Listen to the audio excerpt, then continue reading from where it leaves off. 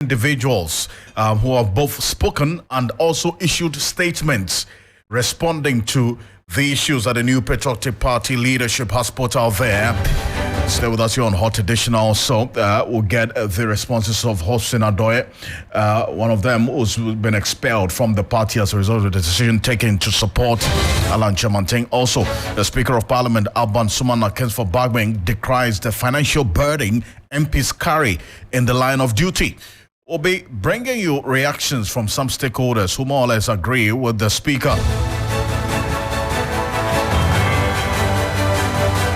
Also coming up this evening, 70.8% of children in northern Ghana have not received the recommended vaccinations. And that creates a serious threat to their livelihoods there. Stay with us. We'll give you details of these, plus the latest in business, sports, and entertainment coming up over the next 60 minutes here on Hot Edition on 3FM 92.7. We have a conversation on the decision as communicated by the flag bearer of the NDC, John Dramani Mahama, to cancel the licensing exams if he wins power. We'll give you details of these and more. Stay with us here on Hot Edition on 3FM 92.7. Let's get into the details. Now, remember, Hot Edition is proudly brought to you by Old Mutual. Old Mutual says do great things every day. We'll tell you about their policies and interventions as we go on. I am Alfred Ocansey. Welcome. The governing New Patriotic Party has parted ways with 4 of its core members for publicly endorsing the candidature of the person, either the duly elected person of the party, that's Dr. Mahmoud Bawumia. Now, the 4 individuals, namely former Director of Communications of the MPP, Abuabi Asamoah, former General Secretary of the MPP, Nanohene Nto, and former Medina lawmaker Boniface Abubakar Sadiq, and also Hobson Adoye, all 4 have openly declared their support for Alan Kyerematen, who is the independent candidate, openly declared his intentions to contest the 2024 elections as an independent candidate, and after breaking ranks with the NPP earlier.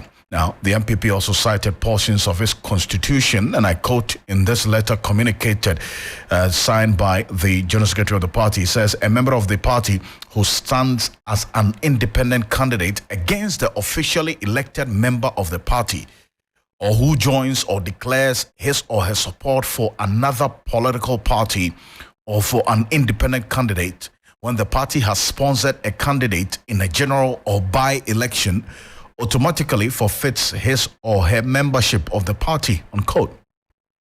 So this was a portion of the constitution that was quoted in the party's statement released earlier today, communicating the party's decision to break ranks with these 4 persons or the individuals. And no need to remind you of a letter of the sacking. That's according to Hobson Adoye, one of the individuals who's been expelled from the party. Hobson Adoye is saying that he stands by his decision to declare his support for the independent candidature of Alan Kyerematen. According to him, he's prepared to vote for Alan Kyerematen as president and vote for the member of parliament from the opposition National Democratic Congress in his constituency. Let's take a quick backtrack and take a listen to Hobson Adoye when he made that statement, even before this decision by the party to expel him. I left.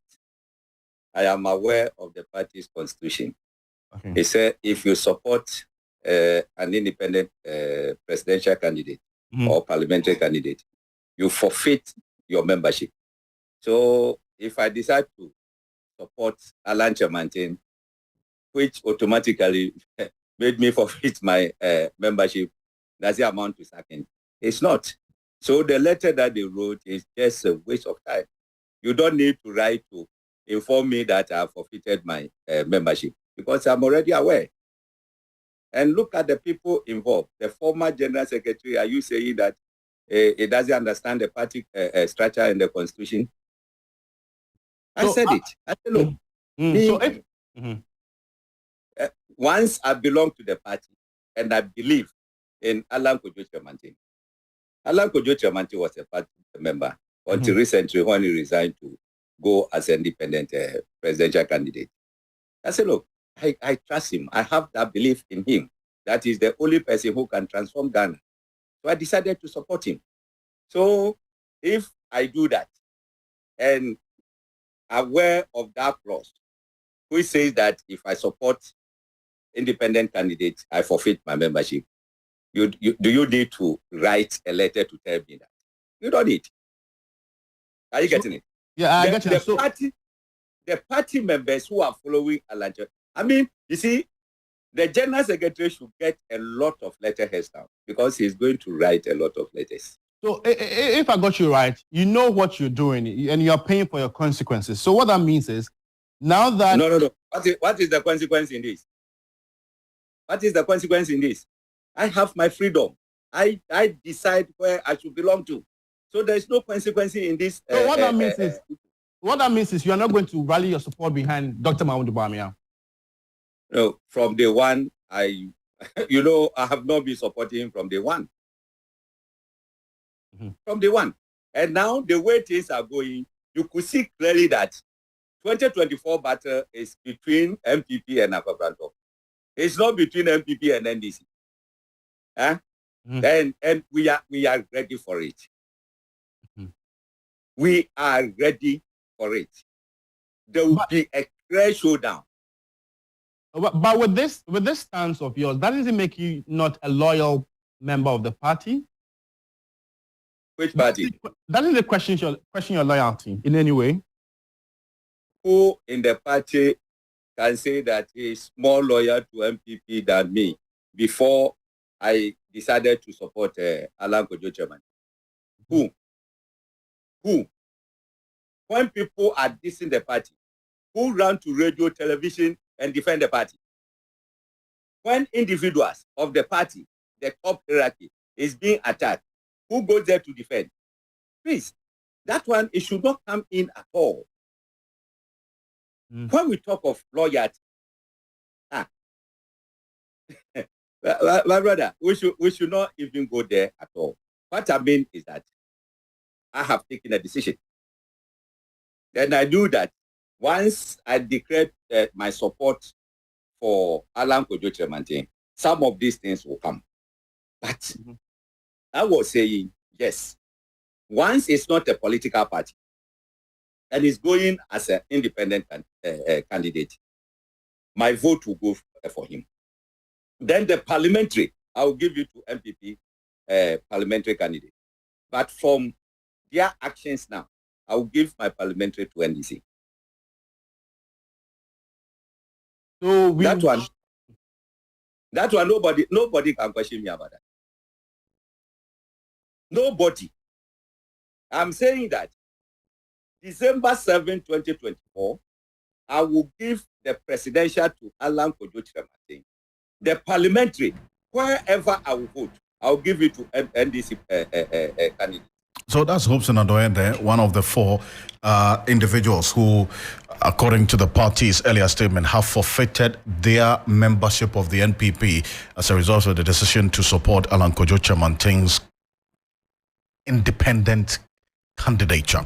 Now, he says that, well, he is going to go ahead and support Alan Chairman and then in the parliamentary vote for the NDC candidate in his constituency. And recall that this man, Hobson Adoye, at a point actually contested to represent the NPP in that constituency where he's talking about now that he's going to vote for the NDC candidate there. Now, my colleague Martin Esiedu that is joining me in studio. We've received a statement coming through right now from Yabuabi Samoa. He's one of the four persons as well who, according to the party, by their decision to support Alan Chairman, have forfeited automatically the membership of the NPP. Now, Martin, what is Yabuabi Samoa saying in the statement that we've just received?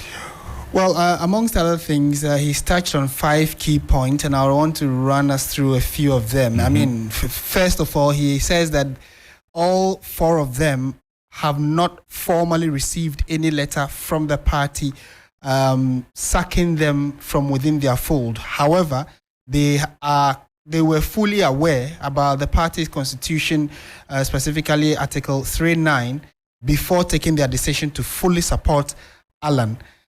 The main concern Yabwabia Samoa raises, and he quotes a number of constitutional provisions to support his claim or his position of why they decided to do what they did. Amongst it, he goes on to say that it looks as though the NPP is forgetting that even President Akufo-Addo won a number of regions, however, did not win parliamentary elections, or the NPP did not win a parliamentary elections but won presidential, indirectly referring to the fact that though the party has sacked them for supporting a different presidential candidate, they believe that if they were in the party, they probably would have still voted for a different candidate, in this person being Alan Kyerematen, and then vote for the NPP's parliamentary candidate. And goes on to also touch on the fact there are about 5 million people who are likely to break away from the NPP. And all these people... 5 million people yes, who are likely to break away from the NPP. Party, yes. And did he give details of exactly which constituency of these 5 million people really are and where they come from? No, he didn't state that. But maybe I'll just read portions of it. It says, unfortunately, the party leadership, the wholesale application of the poorly written Article 391 may not be serving the interest of the general membership of the party. But by not differentiating between support for presidential and parliamentary candidates, conduct against a presidential candidate results in forfeiture of the parliamentary vote as well.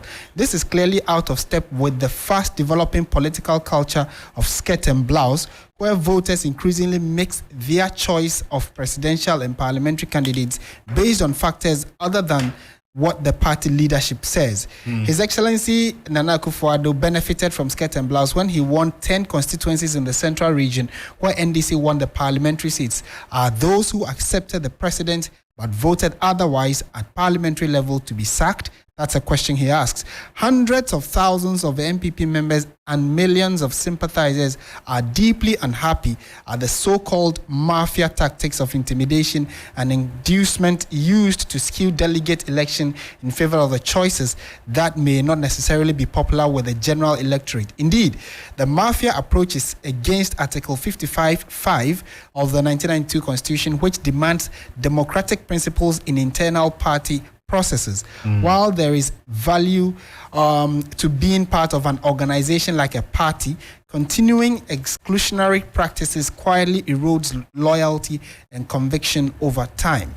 Then he says, secondly, the same Article 55(2), which gives a right to join political parties, also gives a right to support political activity as an independent under 55(10) and 16. Considering that the right of a political party to sponsor candidates does not exclude the right of independent candidates nor their supporters to participate in general elections, it may not be prudent to continue to reduce one's membership with archaic rules.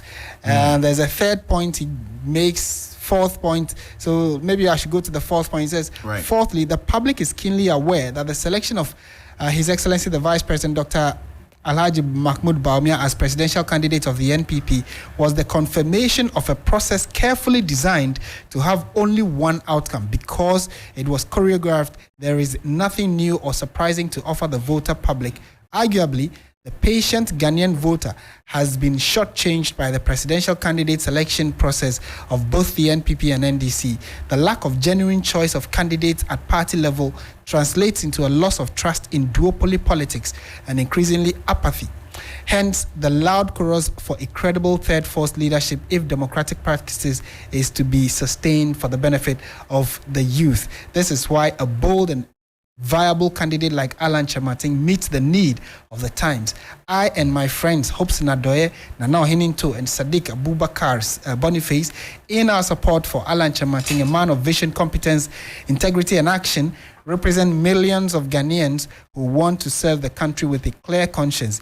We are upholding the preamble to the Constitution articles. He lists a number of articles over there, and above all, Article 41. Finally, the 1992 Constitution recognizes coalition government. The Coalition is defined by the Oxford Dictionary as a temporary alliance of combined action, especially of political parties forming a government. Alan Kyerematen wants to bring Ghanaians together in the next election in a government of national unity to think Ghana and redirect Ghana onto a positive trajectory. Nowhere in our constitution is it specified that parliament is bicameral or that only majority and minority can operate in parliament. It is a fiction sold by the standing orders. Article 97.2 states unequivocally that a member needs not lose their seat under 97.1 G and H if their party is a member of a coalition government. Yeah, so, I mean, primarily they have taken it in their stride, accepted the party's decision, and maybe just the final part before we go, says Ghana is ready for a political third force capable of breaking unproductive duopoly politics. We do not need a change of constitution to effect the change of leadership that the parties are incapable of offering. We have Alan Kyerematen. Together, our support for his independent presidency will unleash the development energy being suppressed by tit-for-tat duopoly politics. And that's how the statement ends. So that's Yaboabian Samoa saying more or less this statement seems to agree or is an aggregation of the thinking of the four men who've been sacked from the party, saying that they do not disagree with the party because they were fully aware of what the party's constitution says. However, they are also positive in their decision and do not feel at all that the party's decision would affect them or impact them in any way. Very fantastic detail, and then also that comprehensive analysis that you bring of this positioning of Yaboabian Samoa to this. And talking about Yaboabian Samoa, not just a former director of communications, as we want to put it now, of the party, but a former member of parliament, for that matter, of the Adenta constituency. I mean, he's served in many capacities in the NPP prior to this moment that a decision has been taken that, look, because you have declared your support for the independent candidature of Alan Kyerematen, you're no more a member of the NPP. It's a former member of parliament, former director of communications, served in the office of the vice president between 2005 and 2006 as the vice president's senior special assistant. In this case, I'm talking about the late Aliu Mahama. And then now, in 2016, we saw what happened, and in 2020, he lost that seat to Mohammed Adamu Ramadan. And then also, the other person in here who, as part of the four, who has been expelled from the party, I'm talking about Alhaji Abubakar Boniface Sadiq, also served in many capacities in the party as also at one point in time a Minister of State at the office of the Vice President and a former Minister for Inner Cities and Zongo Development. This is under this same administration. In fact, at a point he was a Minister for Youth, Labor and Employment between 2005 and July 2007. In August 2007, Boniface Abubakar joined the Ministry of Water Resources, Public Works and Housing as a minister. So he's one of few MPs who have represented two constituencies in different regions. Do you recall this? And if you look at the kind of experience that he has in the body politics of Ghana, and which the NPP obviously has benefited from over the period, you would want to also then draw in those inferences that the likes of Yaboabian Samoa makes in the statement that he has just issued, that these people who have been expelled from the party are not just individuals, that they hold a certain influence and impact within the party. Hobson Adoya was a parliamentary candidate for the Katamanso constituency, right, in the 2020 elections, and so he also has his own following there. I think he was appointed or employed in the national security, correct? Yes, at some point. Yeah, yes. at some point, you know. So these individuals, apart from him, he's actually a very close friend of the president as well. Absolutely, you know, having done all the groundwork in terms of organizing security, so there's the private security for the party and for the presidency and so on, and then you talk about Nano Heninto. I mean, a stalwart of the party, former general secretary of the party. He's had his own blueprint for winning elections, and in terms of strategy, you can't take it away from him, you know, over the period. And he has also been talking, in fact, reacting to this decision by the party to expel him because of his decision to support Alan Chemanting. They make reference to Article 391 of the NPP's constitution, which the likes of Yababi and Samoa say flies in the face of Article 55. 9 of the 1992 Constitution of the Republic of Ghana. But this is what Nana Hininto has also been saying in reaction to this decision by the party.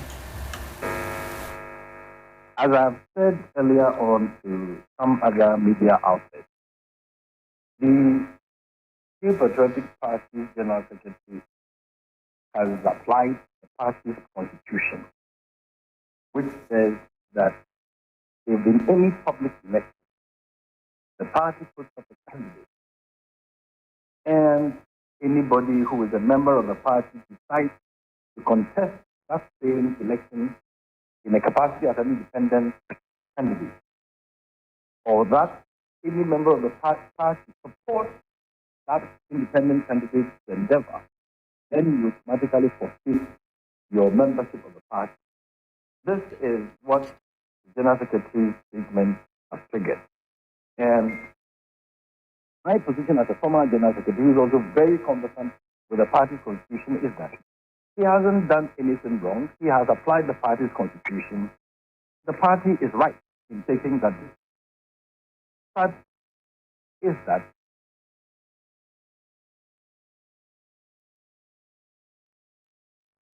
supporting Martin's candidature for president as an independent?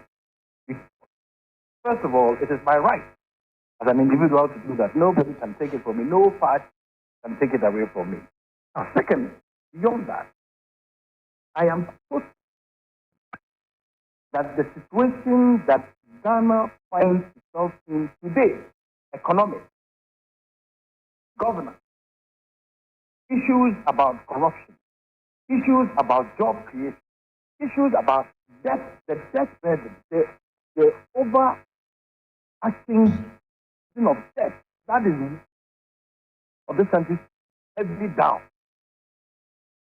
Such that this country needs a radically different kind of leader, not a political party, a person. And who is?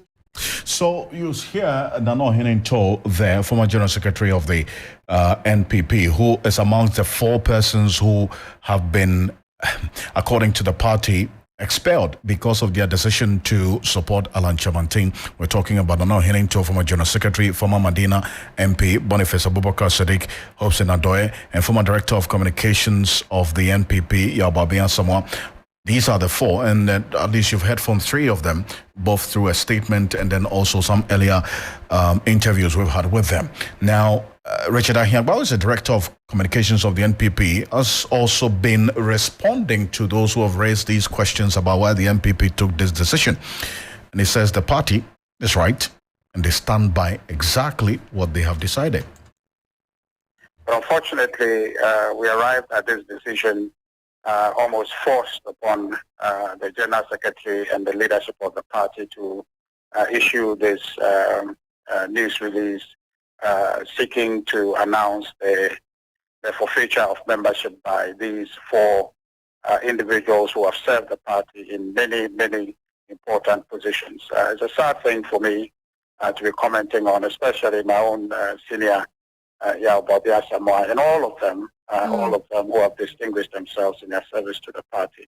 But be it as it may, it is the constitution of the party that reigns supreme. Indeed. And in this case, they appear to be a demonstrable breach of the provision of our constitution. I'm sure that there can be an engagement emanating from their side. But if you look at the constitution, on the face of it, it's very clear. It's explicit. And so any action like that, the constitution presupposes an understanding by the individual, an intentional act to say that I will not support the party's candidate, but I will support somebody else other than who the party has put forward. So it's supposed premeditation by the individual, or in this case, individuals who are taking that decision to say we will not support the party's position. So it's an express act which they have taken. So it will require engagement if they want it. So clause 2 of Article 3(9) of our Constitution talks about the opportunity for them to reapply to the party. So if they want, engagement, I think that they will have to initiate it. But what we see in their action is a premeditated, well thought out decision to say that we'll support somebody else other than the party's candidate. So that's Richard Ahia, Director of Communications of the New Patriotic Party, talking there. This is Hot Edition on 3FM 92.7. We're live on Kesmi 107.1 in Tamale and beyond, also on W 93.5 in Wa and beyond. Kumasi has been described politically as the stronghold, the World Bank of the New Patriotic Party. And that's the home raging of Alan Kojo Chamanting. And in fact, a number of these persons who have also been expelled from the party. I mean, you can also talk about the likes of Nana Oyinto, who is it's a very, very credible influence in that region as well. Now, we've been speaking to some of the members of the NPP in the Ashanti region, reacting to this decision by the party to expel these 4 persons. Take a listen. NPP already has internal problems because of the recent break of Alan and his team. And for them to come back again and say they are expelling some of their members out, I think this is also going to worsen their pain, because you also have some of your members who are also in love with them. It is virtually telling the entire citizens of Ghana that those people and their followers, you don't need them in the party again. For me, I think that sacking these 4 prominent people is going to affect the party, because these people will know that they are people who actually have supporters out there. And these are people who also understand the grassroots, right? So I think it will affect the party in a way. And I feel like they should have maybe sat down, speak with them, try to convince them back to join the party. Yes, we know that they are supporting Alan Chamanten, who has set up his own party now. But I think that it would have been good that they find ways of getting these people back to the party. Well, these are some persons within the Ashanti region also sharing their thoughts on the decision by the party to expel these 4 stalwarts of the party. Now, interestingly, some members of parliament in the Ashanti region support the party's decision to expel these individuals. One of them is a member of parliament for the Kwadaso constituency, Dr. Kingsley Nyako, who spoke to my colleague in parliament earlier today. I think the decision of the General Secretary of the party is a step in the right direction. The NPP is a political party that is governed by rules and regulations. We expect and demand discipline of all members. And nobody is bigger than the party. So if you go against the laid down rules and regulations as captured in our constitution, the party has the power to activate those relevant provisions in our constitution to demand what is right. Because if this is not done, it's going to give others the oxygen for them to continue on that tangent. This clearly shows that the General Secretary is firm on his job, and he is ensuring that discipline, law and order, are maintained in the party. So that's the member of parliament for the Kwadaso constituency there, talking to my colleague in parliament, Dr. Kingsley Nyako. And let's go on to the telephone. Dr. Jonathan Asantewotwe is a political analyst and also a lecturer at the University of Cape Coast. He's joining us. Dr. Jonathan Asantewotwe, thank you so much for joining us here on Hot Edition. So, yes, you've heard the member of parliament make the point that he supports this decision to expel these individuals because, in his view, if that is not done, it would give oxygen to some other members of the party to also behave the same way. What's your thought? Well, thank you, Alfred. Good evening to our listeners. The point is that, one, you have the leaders implementing the rules and regulations for the Constitution. When they are doing nitpicking of its implementation, at least much that. The point is that we have Andrew Isiama, who is an independent candidate in Parliament today, and he's caucusing with the NPP. The president once said that he was never going to work with any independent candidate. But when push came to shove, he had to eat a humble pie and then caucus with him. Today, That's the more reason why the MPP has a majority group in parliament. They don't have majority in parliament, they have a majority group in parliament. So the other point too is that, look, Alan has exited the party, yes. So you are catching the whip of those who have said that they are going to, or vote for Mr. Alan when it comes to 2022 election. So it is okay that the party decides to catch the whip. Of course, discipline must be maintained within the party. It is for a good reason that the party will have such an article, in their constitution.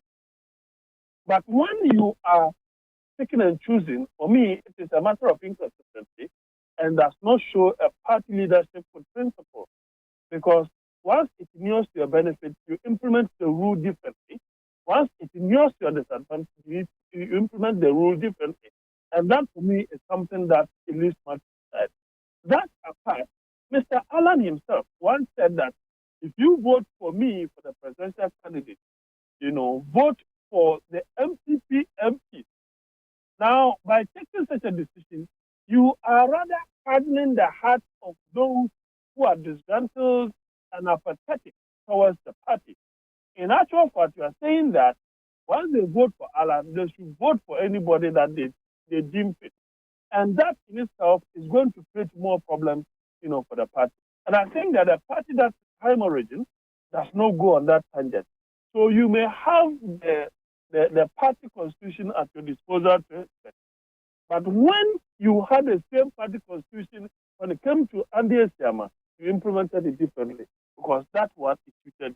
And that, for me, is something that we must all condemn. You cannot just pick and choose. It doesn't show, a man of principle in terms of the implementation of the constitution of the party. What differently could the party have done? I mean, in an instance like this, when they keep making reference to the constitutional provision of the party and then also the disciplinary action that had to be taken, could there have been anything different? The different thing they ought to have done was to ignore the ugly noises of these persons who are supposedly, following Alan. Just ignore them and let your party leader, current leader, that is Dr. Baumia, focus on his campaign. That is what they ought to have done. Make it appear as though they don't exist. Because now, are you going to go for the grassroots people who are supporting Alan? Are you going to ask them that they've been ousted from the party? Are you going to go for those who are even not registered members of the party, who say that they have paid themselves for the party? Are you going to go after them? You don't feed them. It is just that they love the party and they align themselves with the philosophy of the party.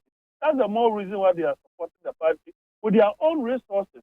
Because those who benefit from a party coming into government cannot even beyond 100,000.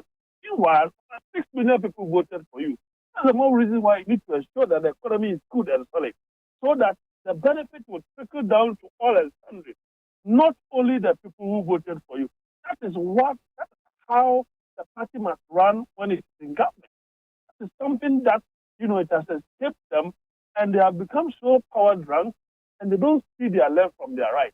It is just quite unfortunate because when a party that is hemorrhaging, you do not have a blood wound. You need to ensure that you seal the wound and then pray that the blood, that oozing ceases. We'll see how the coming days will look like. Dr. Jonathan Asante-Okyere, thank you so much for your thoughts on this matter. You're welcome, Alfred. Sure, that's Dr. Jonathan Asante-Okyere, political analyst and also a lecturer, senior lecturer at the University of Cape Coast, joining us with his thoughts on this. But let's go into Parliament now, because the Speaker of Parliament, Right Honourable Alban Bagbin, has decried the financial burden MPs carry in the line of duty. He maintains that it is unrealistic for MPs to shoulder these demands and be expected to stay away from corruption. The Speaker made these remarks at a breakfast forum in Accra earlier today. An MP is an individual, and he is looked for his own means of transport, and is to reach out to everybody in the constituency. And when they mean reach out, they don't mean just talk. He is to organize all the activities. He is to fund all the activities, but he is not expected to be corrupt. He is to pay all the school fees of students. pay all the hospital bills, do all the outdoorings, attend all the weddings and the chair services, and make sure that the contribution you give is higher than every other person. He is the one that should be lowly paid, lower than the appointed members of His Excellency the President, not the elected, mandated, legitimate representatives of the people. And here we are, having been dubbed as a model democracy in Africa. Clearly, it means that our people are yet to appreciate and prioritize the work we do. Oh, that's the Speaker of Parliament there. Now, it spoke on a number of things, affirmative action bill, which we'll get to shortly. But let's get onto the telephone lines and engage Senior Governance Advisor at the Africa Parliamentarians Network, Professor David Abdullahi, on this issue. Professor Abdullahi, thank you so much for joining us here on Hot Edition. I mean, this conversation never goes away about the financial burden of MPs and that making them prone to being corrupt. But as they will say, who caused it? Thank you, Alfred, for having me. I think what the Honorable Speaker is saying is right, but I would look at it three aspects. The first aspect is the content of our character as Ghanaians and indeed Africans. Part of the populace and their demands is because at the end of the day, our extended family system, requires that if you are up there, you must take care of our people. And also, when you run for these higher offices, most people think that you have made it. If you look at the GNP per capita, especially in our country, also in the villages. So, yes, there are that demands, and first we can put that to the communalistic system. Secondly, we can also look at the fact that going into politics in Ghana has a very huge financial cost. And that is one of the issues that puts pressure on parliamentarians. If you compare that to the United States when you are running for Congress, most people who run for Congress are usually rich people, or they have made their monies in the private sector before they went into politics. It's not the same here. In this part of the world, most people go into politics because they want to make money. And also what brothers in Nigeria call the Oga syndrome, or the big man or big woman syndrome. Now, those honorifics, come with a cost. And these are part of the challenges that most of our parliamentarians face. At the finale in Benin, I spoke to some of the Ghanaian MPs, and they were telling me about these challenges that they face, especially the pressure on the little monies they make. And of course, the Honorable Speaker speaking about how that affects them in creating corruption is. But we should also look at the fact that uneasy is the head that wears the crown. If you become, an MP, you must make sure that you go with the pressures that come with the work. If not, don't go into politics. But because people go into politics because they want to make money, they get in and they realize that it's not that easy. And I would say, if you go into politics and you become corrupt, like in the U.S. recently, Senator Robert Menendez, was being dragged into court that he had engaged in corruption.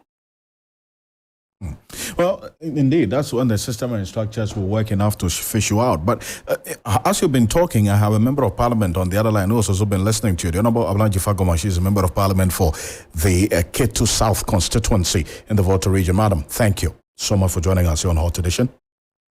Thank you for having me, Alfred. How are you? I'm well, thank you. I hope you're well too. I'm blessed to be alive. Good to know. Now, you've been listening to Professor Abdullahi make that analysis about, members of parliament, and indeed agreeing with what the Speaker of Parliament said, but then again makes that point that the mindset that you have made it in life when you get into politics, that's what draws all of these expectations of you. Because, people get to know how much you're spending on campaigning, on even wanting to get into parliament. And so the mindset is that you have enough money to take care of the needs of the community, including paying for people's outdoorings and weddings and funerals and so on. So you brought it upon yourselves. That made me laugh. Look, I think that we rushed ourselves into this democracy without teaching the people what exactly we were getting ourselves into. So over the years, it's evolving and it's not even getting better. I think that the structures and the culture of the people who brought the democracy we have adopted, theirs is different from ours. Here we are, to make matters even worse, our kind of democracy is a hybrid between what the British do and what the Americans do. So there's really no blueprint of how what we are even doing is done. So I think that Mr. Speaker is not wrong, and the resource person just is not wrong. But there are other, perhaps, nuances to this.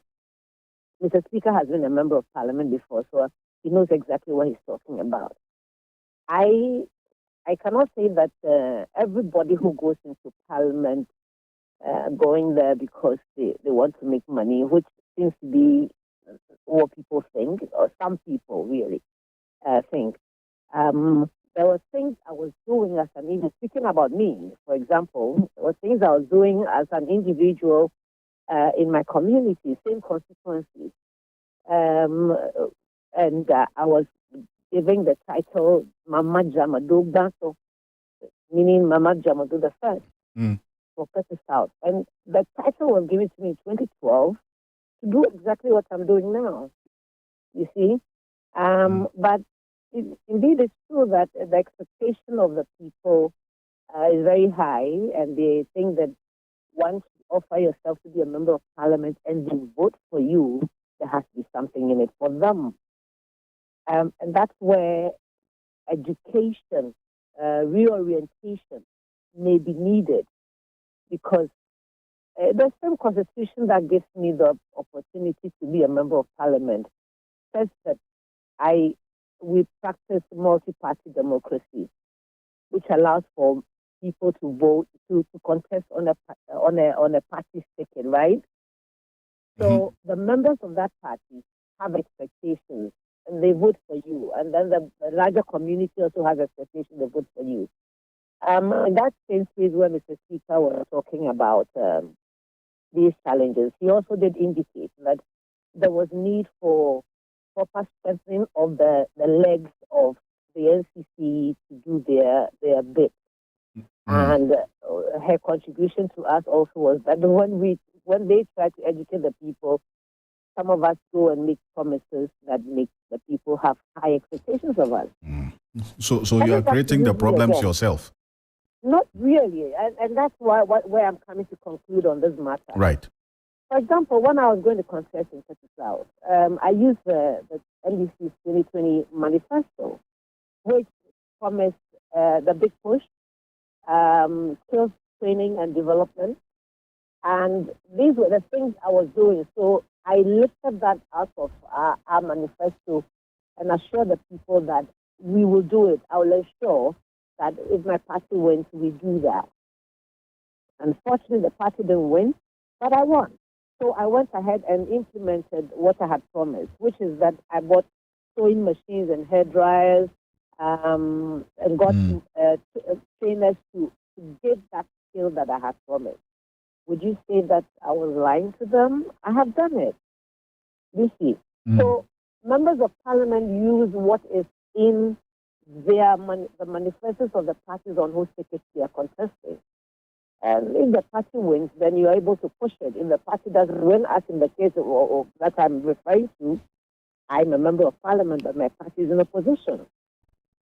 So, and we agreed at the event that Mr. Speaker was at, that it's almost like a chicken and egg situation.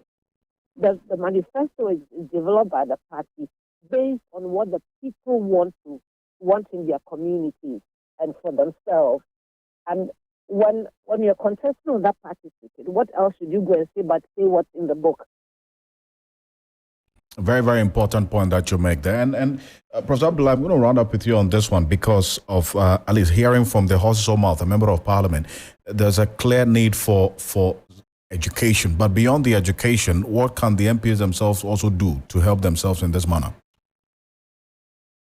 Well, if I hear you clear, you are saying that the MPs need education? No, I mean, Honorable talked about the education of the constituents by the NCC, for instance, to help them appreciate what the job of the MP is. What kind of education? If you look at the fact that we are a communalistic society, and in a communalistic society, what is very clear is that, the extended family system or anyone from your constituency thinks that you are put there because of them.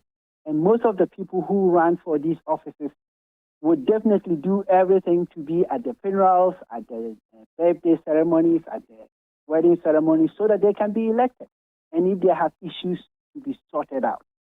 Now, like I said, it comes with the territory. It's what I said is, and easy is the head that wears the crown, according to Shakespeare. So if you are there, these pressures are going to come because of the culture. How are you going to educate them? You have to be able to change those mindsets, and it's not going to be something that is going to be done overnight. But also, when these people are running for elections, raising money is a big thing. It's now not less than 1 million or so to run for office and as an MP in Ghana. Most of these people don't have the money. They have to raise the money from somewhere. And once you do that, those people who give you money are not Father Christmases or Mother Christmases. They would come after you. They will come to make sure that they get the contract, they get all those things that they want to be able to get a return on their investment. Right. So I think that is one of the issues. Okay, we'll see how. In fact, it's an important conversation that is not ending today. But for as long as we keep having it, it would also bring the needed awareness to the constituents and then also to the political office holders as well. So thank you so much for your thoughts on this. Professor David Abdullah is the Senior Governance Advisor at the Africa Parliamentary Network, and also to you, the Honorable Abdullah Jifa, Member of Parliament for the Ketu South constituency. Madam, thank you so much for joining us with your thoughts on this. This is Hot Edition on 3FM 92.7. We're live on Kesmi 107.1 in Tamale and beyond, and also on W 93.5 in Wa and beyond. Hot Edition is proudly brought to you by Old Mutual. Do great things every day. Right after this quick break, Michael Obodo will be joining us with the business news. Stay with us.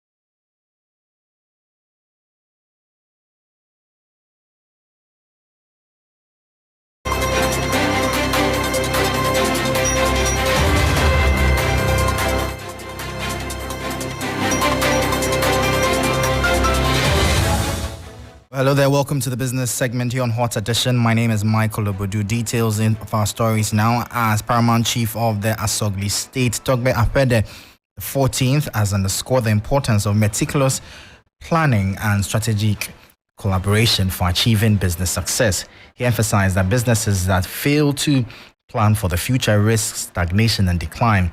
In an address to graduates at Ensign Global College 8th graduation ceremony, he noted planning is the bedrock of any successful business.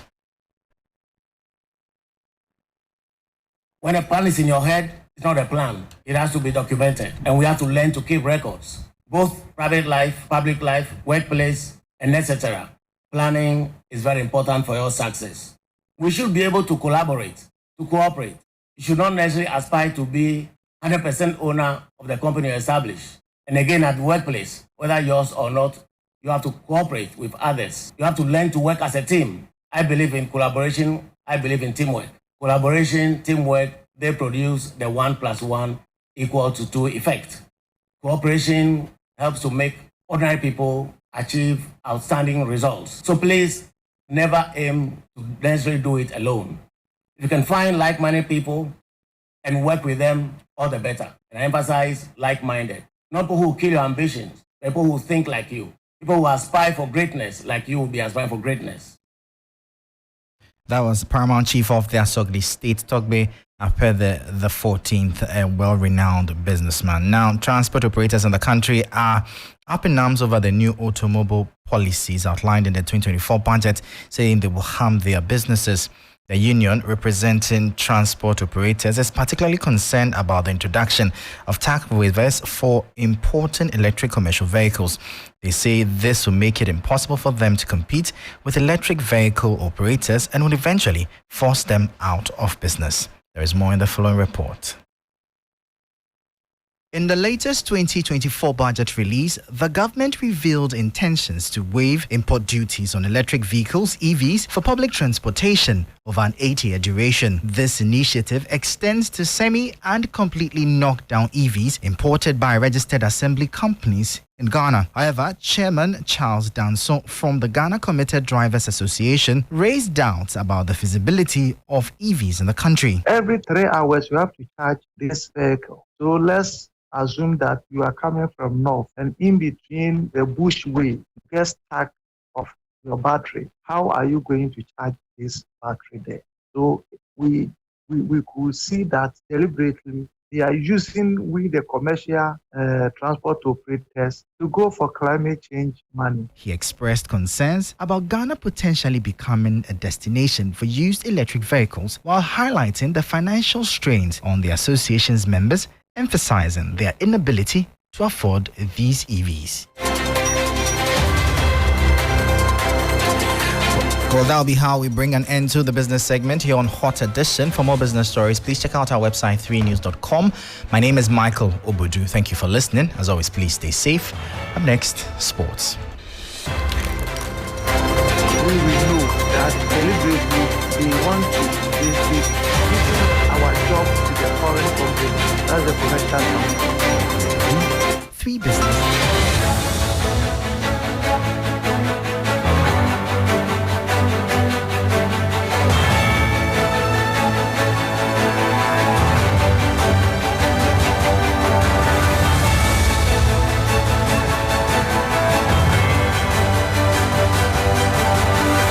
Hello, good evening, and welcome to the sports segment here on the 3FM Hot Edition. My name is Billy Shen. We're going to start off from the Ghana Premier League because the disciplinary committee of the Ghana Football Association has fined Asante Kotoko 80,000 Ghana cedis following their misconduct that happened during their game against Nations FC in the Ghana Premier League. Fans of the club destroyed properties at the Dr. Kwame Che complex after the 2-2 draw on October 23, 2023. Now, to some more stories, the Executive Council of the Ghana Football Association has issued a temporary ban on Bofoakotano FC from using the Sunyani Coronation Park as their home venue with immediate effect. The decision follows the unfortunate incident that occurred after the match day 11 fixture between Bofoakotano and Nsuatreman, during which Nsuatreman coach Maxwell Konedu was attacked. Now, Nsuatreman PRO, that is Joel Jempe, narrates the incident. Champions Ghana will be hoping to make it 2 wins out of 2 games. Okay, we'll give you that information there from Joel. Now, sports journalist Jerome Otre believes harsher measures are needed to get this done. Still on the Nsuatreman issue, now police have arrested suspect Seydou Musa alias Gaswan in connection with the attack on the coach of Nsuatreman FC, that's Mr. Maxwell Konedu. Now, suspect Seydou Musa is currently in police custody, assisting the investigation while efforts are still ongoing to get the other suspect arrested. Now, Daniel Amati has failed a late fitness test and will miss Ghana's game against Comoros scheduled for 4 p.m. on Tuesday. He was sapped off in a 1-0 victory over Madagascar last Friday. That brings an end to the sports segment here on the 3FM Hot Edition. My name is Billy Shen, and up next, it's entertainment with Akofa.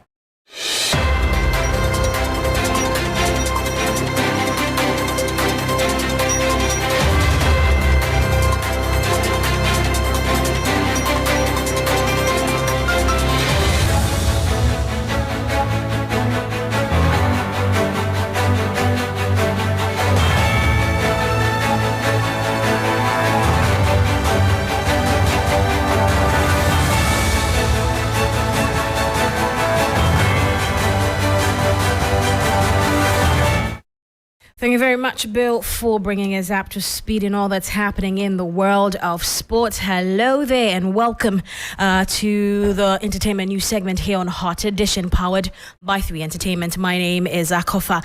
Now, celebrated Ghanaian movie producer Peter Kofi Sedufia has encouraged African filmmakers to network and collaborate amongst themselves to expand their audience base and reach of their films. The Aloe Vera and Keteke producer is positive that collaborations will bring the best results to the African film industry.